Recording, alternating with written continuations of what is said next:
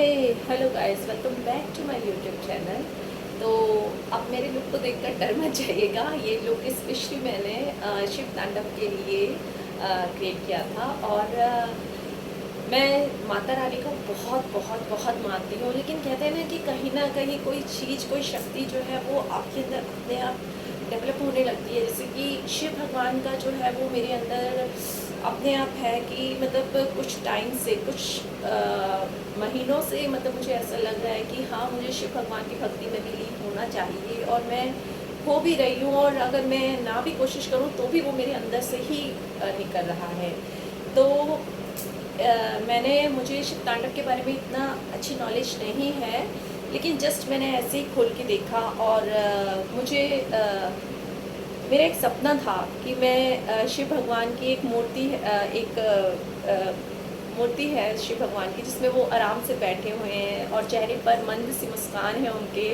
और उसके आगे बैठकर मुझे मतलब रोना था, मतलब बहुत कुछ उसके आगे बैठकर हाथ जोड़कर, और बहुत पोज देने थे मतलब। और नृत्य भी करना था, डांस भी करना था। ये भी मेरा एक सपना था। खैर, डांस का सपना तो मेरा पूरा नहीं हुआ, लेकिन मेरा जो बाकी सपने थे वो पूरे हो गए हैं। मैं फ़ोटोज़ भी डालूँगी, और इसका क्रेडिट मैं देती हूँ साधना दीदी को। और दूसरी बात ये है कि जो मैंने पढ़ा, रावण ने शिव तांडव करके, मतलब तांडव करके भोले बाबा को प्रसन्न करने की कोशिश की थी, है ना। तो उन्होंने क्या किया था, रावण ने क्या किया था, उन्होंने मतलब तांडव करके कैलाश पर्वत पर चढ़ने की कोशिश की थी। और हमारे भोले बाबा तो हैं ही भोले, बहुत जल्दी लोगों की बातों में आ जाते हैं, है ना। तो भोले बाबा जो हैं वो इतने खुश हो गए, इतने प्रसन्न हो गए उनके उस तांडव, उनके जो उन्होंने वो स्त्रोत लिखे थे उनके लिए, और जो वो उनकी तारीफ में स्त्रोत लिख रहे थे। वैसे आम इंसान की तरह हम भी बहुत खुश हो जाते हैं, बट वो तो भगवान है, उनको सारी लीलाएं पता है। लेकिन फिर भी एक वो दे रही हूँ, एग्जांपल दे रही हूँ कि वो बहुत खुश हो गए थे। और वो मतलब कैलाश पर्वत तक पहुँचने ही वाले थे कि पार्वती माता की नज़र उन पर पड़ गई। तो पार्वती माता ने जब देखा कि एक इंसान जो है वो कैलाश पर्वत की ओर आ रहा है और नृत्य कर रहा है, और मतलब वो भोले बाबा का ही मतलब स्त्रोत गा रहा है, उसकी रचना कर रहा है। तो और भोले बाबा उसमें इतने लीन हो गए कि उन्हें कुछ पता नहीं था कि क्या हो रहा है क्या। और कैलाश पर्वत में कहते हैं कि वो किसी को भी जाने की मतलब परमिशन नहीं है, और कैलाश पर्वत में कोई जा भी नहीं सकता है। तो वहाँ सिर्फ पार्वती माता ने कहा कि यहाँ तो सिर्फ दो लोगों की जगह है, वहाँ पार्वती माता और हमारे भोले बाबा रहते हैं।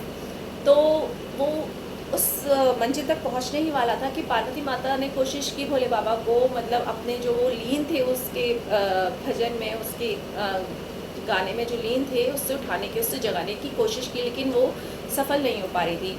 तो बार बार कोशिश करने के बाद आखिर में भोले बाबा जो थे वो उस निंद्रा से जाग गए, मतलब जो मंत्र मुग्ध हो गए थे उसके स्रोत की, मतलब उसके गाने को लेकर वो जाग गए। एक छोटी सी कहानी आपको बता रही हूँ। और उन्होंने उसको धक्का देकर नीचे की साइड में कर दिया। और जब वो नीचे की साइड गिरा रावण, तो एक उसके पास ढोल भी था उस टाइम पर, तो उस जगह पर एक लाइन बन गई, है ना। मैंने ये सब देखा नहीं है, मैंने सिर्फ पढ़ा है। वही चीज़ मैं आपको बता रही हूँ कि जो नॉलेज मैंने ली है वो थोड़ी बहुत आपको बतानी चाहिए। और मेरा दिल से मतलब एक सपना है, एक सपना तो मेरा पूरा हो गया है। एक सपना मेरा ये भी है कि मैं भोले बाबा की मूर्ति के आगे नृत्य करूं, और ऐसा नृत्य करूं कि मुझे उन्हें प्रसन्न करने के लिए कैलाश पर्वत में जाने की ज़रूरत नहीं है। वो मेरे मन में है, मेरे हृदय में है, मेरी माता, मेरे भोले बाबा।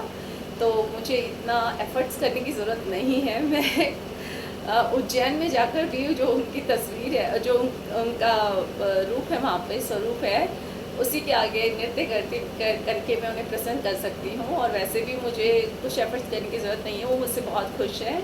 तो बस यही मैं आपको बता रही थी, और मैंने नृत्य पेश किया है। और मैं उतने अच्छे तरीके से इसको नहीं निभा पाई, क्योंकि मैं थोड़ी सी स्पेस की कम है स्पेस यहाँ पर, और थोड़ा सा मुझे मूव्स, मतलब मेरा दिल भी नहीं था आज, लेकिन मूव्स मुझे अच्छे से करने थे, और मैं करके दिखाऊंगी एक दिन आपको अच्छे से। जय भोलेनाथ।